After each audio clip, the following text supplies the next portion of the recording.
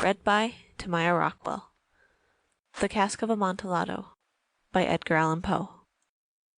The 1,000 injuries of Fortunato I had borne as best I could, but when he ventured upon insult I vowed revenge.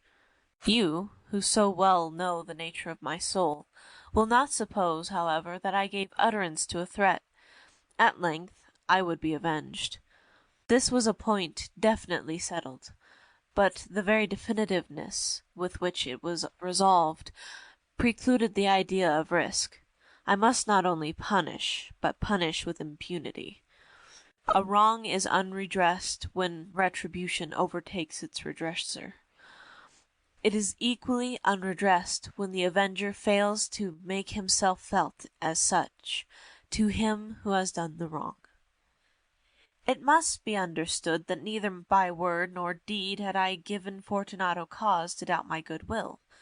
I continued, as was my wont, to smile in his face, and he did not perceive that my smile now was at the thought of his immolation. He had a weak point, this Fortunato, although in other regards he was a man to be respected and even feared. He prided himself on his connoisseurship in wine. Few Italians have the true virtuoso spirit. For the most part, their enthusiasm is adopted to suit the time and opportunity, to practise imposture upon the British and Austrian millionaires. In painting and gemmery, Fortunato, like his countrymen, was a quack, but in the matter of old wines he was sincere. In this respect I did not differ from him materially. I was skilful in the Italian vintages myself, and bought largely whenever I could. It was about dusk one evening, during the supreme madness of the carnival season, that I encountered my friend. He accosted me with excessive warmth, for he had been drinking much. The man wore motley. He had on a tight-fitting party-striped dress, and his head was surmounted by the conical cap and bells. I was so pleased to see him that I thought I should never have done wringing his hand. I said to him, "My dear Fortunato, you are luckily met. How remarkably well you are looking to-day! But I have received a pipe of what passes for Amontillado, and I have my doubts." "How?" said he. "Amontillado? A pipe? Impossible! And in the middle of the carnival!" "I have my doubts," I replied, "and I was silly enough to pay the full Amontillado price without consulting you in the matter. You were not to be found, and I was fearful of losing a bargain." "Amontillado!" "I have my doubts." "Amontillado!" "And I must satisfy them." "Amontillado!"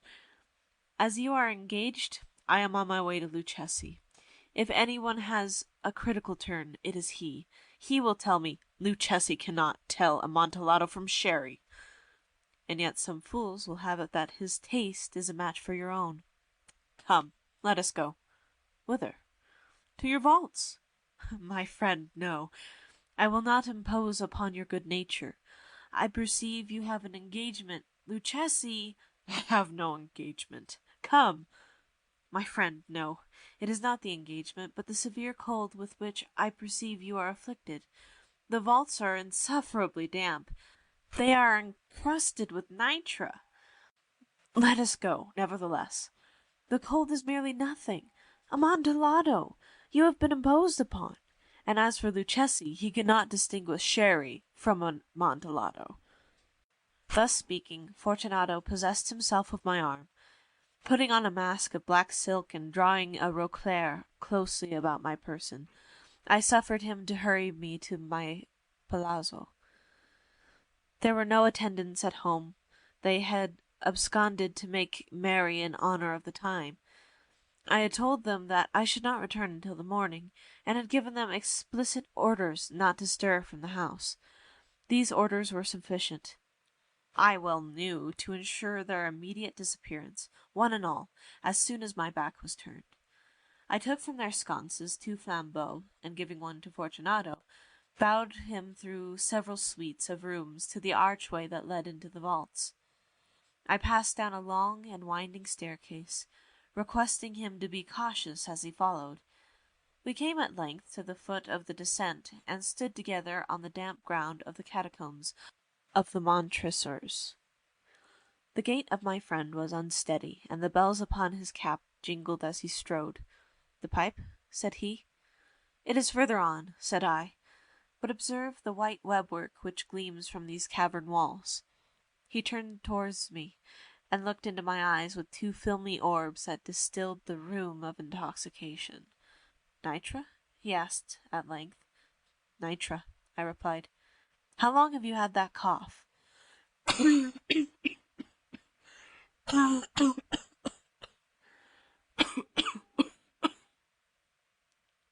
My poor friend found it impossible to reply for many minutes. "It is nothing," he said at last. "Come," I said with decision. "We will go back. Your health is precious. You are rich, respected, admired, beloved. You are happy, as once I was. You are a man to be missed. For me it is no matter. We will go back. You will be ill, and I cannot be responsible. Besides, there is Luchesi." "Enough," he said. "The cough is a mere nothing. It will not kill me. I shall not die of a cough." "True, true," I replied. "And, indeed, I had no intention of alarming you unnecessarily, but you should use all proper caution. A draught of this Medoc will defend us from the damps." Here I knocked off the neck of a bottle, which I drew from a long row of its fellows that lay upon the mould. "Drink," I said, presenting him the wine. He raised it to his lips with a leer. He paused, and nodded to me familiarly, while his bells jingled. "I drink," he said, "to the buried that repose around us, and I to your long life." He again took my arm, and we proceeded. "These vaults," he said, "are extensive." "The monstrous," I replied, "were a great and numerous family." "I forget your arms." A huge human foot d'or in a field d'azur. The foot crushes a serpent rampant, whose fangs are embedded in the heel. "And the motto?" "Nemo me impune licet." "Good," he said. The wine sparkled in his eyes, and the bells jingled. My own fancy grew warm with the Medoc. We had passed through walls of piled bones, with casks and puncheons intermingling, into the inmost recesses of catacombs. I paused again, and this time I made bold to seize Fortunato by an arm above the elbow. "The Nitra!" I said. "See! It increases. It hangs like moss upon the vaults. We are below the river's bed. The drops of moisture tickle among the bones. Come, we will go back, ere it is too late. Your cough." "It is nothing," he said. "Let us go on. But first another draught of the Medoc." I broke, and reached him a flagon of de Grave. He emptied it at a breath. His eyes flashed with a fierce light.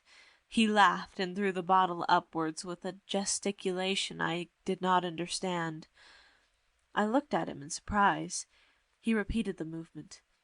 A grotesque one. "You do not comprehend?" he said. "Not I," I replied. "Then you are not of the Brotherhood." "How?" "You are not of the Masons." "Yes, yes," I said. "Yes, yes." "You? Impossible! A Mason!" "A Mason," I replied. "A sign," he said. "A sign." "It is this," I answered, producing a trowel from beneath the folds of my robe clair. "You jest," he exclaimed, recoiling a few paces. "But let us proceed to the Amontillado." "Be it so," I said, replacing the tool beneath the cloak, and again offering him my arm. He leaned upon it heavily. We continued our route in search of the Amontillado. We passed through a range of low arches, descended, passed on, and descending again, arrived at a deep crypt, in which the foulness of the air caused our flambeaux rather to glow than flame. At the most remote end of the crypt there appeared another less spacious. Its walls had been lined with human remains, piled to the vault overhead, in the fashion of the great catacombs of Paris. 3 sides of this interior crypt were still ornamented in this manner. From the 4th side the bones had been thrown down and lay promiscuously upon the earth, forming at one point a mound of some size. Within the wall, thus exposed by the displacing of the bones, we perceived a still interior recess, in depth about 4 feet, in width 3, in height 6 or 7. It seemed to have been constructed for no especial use within itself, but formed merely the interval between 2 of the colossal supports of the roof of the catacombs, and was backed by one of their circumscribing walls of solid granite. It was in vain that Fortunato, uplifting his dull torch, endeavored to pry into the depth of the recess. Its termination the feeble light did not enable us to see. "Proceed," I said. "Herein is the Amontillado. As for Luchesi—" "He is an ignoramus," interrupted my friend, as he stepped unsteadily forward, while I followed immediately at his heels. In an instant he had reached the extremity of the niche, and, finding his progress arrested by the rock, stood stupidly bewildered. A moment more I had fettered him to the granite. In its surface were 2 iron staples, distant from each other about 2 feet horizontally. From one of these depended a short chain, from the other a padlock. Throwing the links about his waist, it was but the work of a few seconds to secure it. He was too much astounded to resist. Withdrawing the key, I stepped back from the recess. "Pass your hand," I said, "over the wall. You cannot help feeling the nitre. Indeed, it is very damp. Once more, let me implore you to return. No? Then I must positively leave you. But I must first render you all the little attentions in my power." "The Amontillado!" ejaculated my friend, not yet recovered from his astonishment. "True," I replied, "the Amontillado." As I said these words, I busied myself among the pile of bones of which I have before spoken. Throwing them aside, I soon uncovered a quantity of building stone and mortar. With these materials, and with the aid of my trowel, I began vigorously to wall up the entrance of the niche. I had scarcely laid the first tier of the masonry when I discovered that the intoxication of Fortunato had in a great measure worn off. The earliest indication I had of this was a low, moaning cry from the depth of the recess. It was not the cry of a drunken man. There was then a long and obstinate silence. I laid the 2nd tier, and the 3rd, and the 4th, and then I heard the furious vibrations of the chain. The noise lasted for several minutes, during which, that I might have hearkened to it with the more satisfaction, I ceased my labours and sat down upon the bones. When at last the clanking subsided, I resumed the trowel, and finished without interruption the 5th, 6th, and 7th tier. The wall was nearly upon a level with my breast.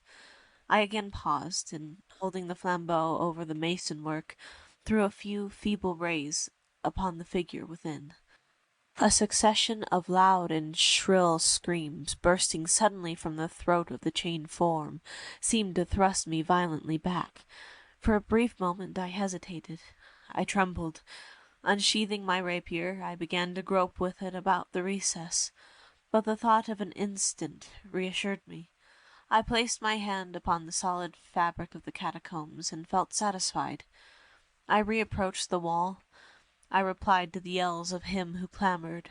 I re-echoed, I aided, I surpassed them in volume and in strength. I did this, and the clamourer grew still. It was now midnight, and my task was drawing to a close. I had completed the 8th, the 9th, and the 10th tier. I had finished a portion of the last and the 11th. There remained but a single stone to be fitted and plastered in. I struggled with its weight. I placed it partially in its destined position. But now there came from the niche a low laugh that erected the hairs upon my head. It was succeeded by a sad voice, which I had difficulty in recognizing as that of the noble Fortunato, the voice said, "A very good joke indeed. An excellent jest. We shall have many a rich laugh about it at the palazzo over our wine." "The Amontillado," I said. "Yes, the Amontillado. But is it not getting late? Will not they be waiting us at the palazzo, the Lady Fortunato and the rest? Let us be gone." "Yes," I said, "let us be gone." "For the love of God, Montressor." "Yes," I said, "for the love of God." But to these words I hearkened in vain for a reply. I grew impatient. I called aloud, "Fortunato!" No answer. I called again, "Fortunato!" No answer still. I thrust a torch through the remaining aperture and let it fall within. There came forth in reply only a jingling of the bells. My heart grew sick on account of the dampness of the catacombs. I hastened to make an end of my labor. I forced the last stone into its position. I plastered it up. Against the new masonry I re-erected the old rampart of bones. For the half of a century no mortal has disturbed them. In pace requiescat. End of the Cask of Amontillado. Recording by Tamaya Rockwell.